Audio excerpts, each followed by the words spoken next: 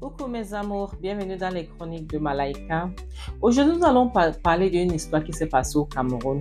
Mais cette histoire est différente. Pourquoi? Parce que ça, on me l'a envoyé en voice dans mon inbox, dans mon message WhatsApp. Et cette dame m'a raconté son histoire. Elle m'a dit de vous parler de son histoire. Peut-être que vous pourrez avoir les conseils à lui donner. Vous savez, pour qu'elle puisse voir ce qu'elle pourrait faire. Aujourd'hui, elle est dans la quarantaine. Maintenant, voilà l'histoire. Cette dame, nous allons l'appeler Anna. Donc, mettons le nom de Anna. OK. Anna me dit, lorsqu'elle était à la fac, première année, ce n'était pas facile, c'était très dur. Pourquoi? Parce que Anna sort d'une famille très pauvre. OK. Pauvre, donc Anna se battait, vendait de la friperie. Donc, Anna est francophone. Mais elle a grandi dans la zone anglophone. Donc, après le lycée et tout, sa mère ne pouvait plus l'envoyer à l'école parce que sa mère cultive le champ et puis c'était très difficile. Et ce n'était même pas que c'était leur champ, sa mère cultivait. Donc, c'était le champ des gens que sa mère cultivait, on les payait. Donc, parfois, on lui donnait une petite portion du champ pour qu'elle puisse s'aimer. En fait, s'aimer les trucs et puis après pouvoir récolter, parfois les vendre. Donc, c'est comme ça qu'ils se battaient. Et puis, Anna était l'aînée. Ils étaient à 3. Anna était l'aînée. Maintenant, leur papa était décédé. Donc, c'était seulement Anna et ses 2 petits frères et leur maman. Maintenant, d'une part, Anna n'avait pas le choix que de vendre. Elle a commencé à vendre la friperie, tu vois, pour pouvoir aider, pour payer ses propres études à elle. Ce n'était pas facile. Tu vois. Maintenant, elle vivait dans un village rapproché de Boya. Et Boya, c'est là où se trouve la fac, dans la zone anglophone du sud-ouest, la région du sud-ouest. Anna venait de Kumba. Kumba, c'est une petite ville dans la région du sud-ouest. Donc, maintenant, il fallait qu'elle aille fréquenter à Boya. Et heureusement qu'elle avait sa copine d'enfance qui était déjà à la fac, tu vois. Elle était devant. Pourquoi? Parce que lorsqu'Anna a eu son baccalauréat, Anna ne pouvait pas partir à la fac parce qu'il n'y avait pas l'argent. C'est là qu'elle a commencé à vendre la friperie parce qu'elle avait dit que coûte que coûte, elle doit aller à l'école. Bon, elle est partie que sa copine faisait déjà, elle était déjà en 2e année à la fac. Anna, maintenant, elle est venue en 1re année. Anna, c'était une très belle jeune fille. Cette histoire se passait il y a déjà plus de 20 ans. Donc, m'a demandé de raconter parce que maintenant, ça vient de nos jours. Donc, Anna, elle se battait, partait à l'école, tu vois, elle se bat. Maintenant, il fallait qu'elle trouve un petit boulot qu'elle pouvait faire. Le jour, elle n'a pas cours, elle pouvait aller au boulot. Le jour, elle a cours, peut-être après les cours, elle essayait de jongler comme ça. Sa copine lui a donc trouvé un boulot dans un bar. Elle était serveuse, elle travaillait là-bas, elle a expliqué comment est-ce qu'elle fréquentait, se sont arrangés combien on devait la payer. Et en même temps, Anna elle vendait toujours la friperie. Donc c'est comme ça qu'elle jonglait parce qu'elle était obligée de faire comme ça parce qu'elle avait dit à sa maman que écoute, comme c'est comme ça, moi je vais me battre de mon côté en vendant la friperie pour pouvoir payer mes études et je ferai ce que je ne te soucie de rien. Je vais habiter avec ma copine. Disons, nous allons donner le nom de Géraldine pour la copine d'Anna. Je vais vivre avec Géraldine. Géraldine m'a dit de ne pas me soucier du loyer et tout. Donc, je vais me battre en vivant avec Géraldine. Comme ça, je pourrais, même comme elle dit que je ne dois pas me soucier du loyer, je dois me nourrir, je dois acheter mes petits trucs et tout. Et je paye mes projets à l'école, je paye donc. Donc, oublie-moi, je vais m'occuper de moi. Toi, occupe-toi de mes 2 petits frères. Sa mère était très contente. Sa mère lui a donné sa bénédiction. Donc, Anna se battait comme ça. Les hommes, Anna n'était pas là. Les hommes, elle n'était pas là. Elle se battait comme ça. Mais à un moment donné, en 2e année, Anna est tombée amoureuse. C'est normal. Elle était déjà... Anna, elle avait c'était 18 ans. Elle est tombée amoureuse d'un jeune garçon qui faisait 3e année.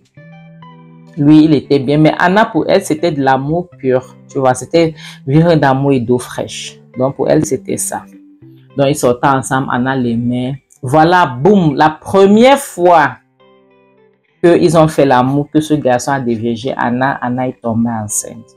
Mais avant ça, s'il vous plaît, lorsque Anna était en première année, peut-être au deuxième trimestre, comme ça, il y a un homme marié qui a commencé à draguer Anna. Donc, il était un commissaire principal de la police camerounaise. Je ne peux pas donner son nom, mais nous allons mettre Monsieur John. Voilà, Monsieur Jean, mettons Jean. Monsieur Jean, commissaire Jean. Il aimait tellement Anna. Donc, parce qu'il voit c'était une petite fille battante et tout, Loja. Elle n'était pas dans les trucs des hommes. Elle avait sa tête. Anna était vierge à ce moment, mais Anna ne voulait même pas entendre un homme marié pour faire quoi? Oh, la malchance. Oh, Anna ne voulait rien entendre. Donc, Anna se battait toujours, Anna se battait. Et Jean disait toujours, commissaire Jean disait toujours à Géraldine qui est la copine d'Anna, ouais, s'il te plaît, ta copine là, c'est comment? Passe-moi ta copine. Géraldine dit au commissaire Jean que Anna, c'est comme ça. Elle n'est pas là. Anna n'est pas là, elle, dans les trucs des hommes. Elle est vierge, machin. C'est là il a encore tombé fou amoureux d'elle. Le type se battait pour Anna, rien. Anna ne veut rien entendre. Anna ne voulait rien entendre. Maintenant, deuxième année, Anna, elle a commencé à sortir. Deuxième année, Géraldine était en troisième année. Géraldine a tout fait et conseille à Anna que regarde, vu le fait que je sors d'une famille très pauvre, et maintenant cet homme, lui c'est vrai que c'est un homme marié, il va s'occuper de toi, il pourrait même te louer ta part de maison, s'il te plaît, accepte. Anna se disait que Géraldine voulait la chasser de la maison, Anna disait que jamais je ne veux pas. Si tu veux déjà me chasser de la maison, elle dit que je ne peux pas, je connais ta situation, justement c'est pour ça que je veux que tu puisses sortir avec cet homme. Comme ça, il va t'aider. Anna dit niette. Donc, qu'est-ce qu'on va mettre le nom du copain de Anna? Mettons Cédric. Anna était folle amoureuse de Cédric. Maintenant, Anna et Cédric, c'était l'ondolo parfait, vivre d'amour et d'eau fraîche. Anna ne demandait pas rap à Cédric parce que c'était son amour, son premier amour, elle l'aimait. Par contre, Cédric, lui, connaissait déjà les gars. Il était en troisième année, Anna en deuxième année. Maintenant, voilà que la première fois qu'ils disent que Pagnas, comme Anna, elle ne voyait pas encore ses règles à 18 ans, donc elle ne connaissait pas sa période de fécondité parce qu'elle ne voyait pas encore ses règles. Donc apparemment, c'est la première fois qu'elle a niaise, qu'elle a été déviégée, qu'elle a vu ses règles, qu'elle a vu son petit sang qui est sorti, et puis c'est sorti peut-être pendant 2-3 jours. Donc, c'est comme ça. Maintenant, le mois prochain, Anna n'a plus vu ça. Bon, puisqu'elle n'avait pas l'habitude de le voir, elle savait que tout allait bien. Voilà, deuxième mois, Anna était très malade, elle ne se sentait pas bien. Elle part à l'hôpital. On dit seulement que on fait le test de grossesse. Elle dit non, le test de grossesse comment? Moi, c'est vrai, j'ai eu ces manias une fois dans ma vie. On dit oui, c'est la routine, c'est on fait le test, ça tombe qu'Anna est enceinte. Elle dit enceinte comment? Ce n'est pas possible. On dit non, tu es enceinte. Elle dit jamais, ce n'est pas possible. On refait le test positif. Anna dit qu'attends. C'est possible parce que c'est la première fois. Donc, tellement elle pleurait, c'était comme, elle n'en revenait pas. L'infirmière l'a amenée chez le médecin, que le médecin puisse l'expliquer. C'est comme ça que le médecin prend Anna, il demande qu'est-ce qu'il y a. Anna explique tout. Le médecin l'explique. Donc, oui, c'est possible. Et c'est possible, c'est même plus risqué. Pourquoi? Parce que le fait que tu ne voyais pas tes règles, tu vois, tu ne connaissais pas calculer ta période féconde, donc c'est faux. Elle dit que, mais après ça, là, il dit que ça ne veut rien dire. Vu que c'était la première fois, malheureusement pour toi, tu as fait l'amour le jour, il ne fallait pas. On t'a dirigé le jour, il ne fallait pas. Donc c'est pour cela, qu'est-ce que tu vas faire? Et Anna s'enroulait au sol, qu'est-ce qu'Anna va faire? Comme ça qu'Anna rentre à la maison. Géraldine demande que nous allons faire comment. Anna pleurait, elle a pleuré toute la journée, toute la nuit. Anna ne pouvait même pas aller au boulot ni à l'école. Géraldine est restée comme ça. Comme Géraldine, c'était une gringo, Géraldine, dans les trucs comme ça, c'était rien pour elle.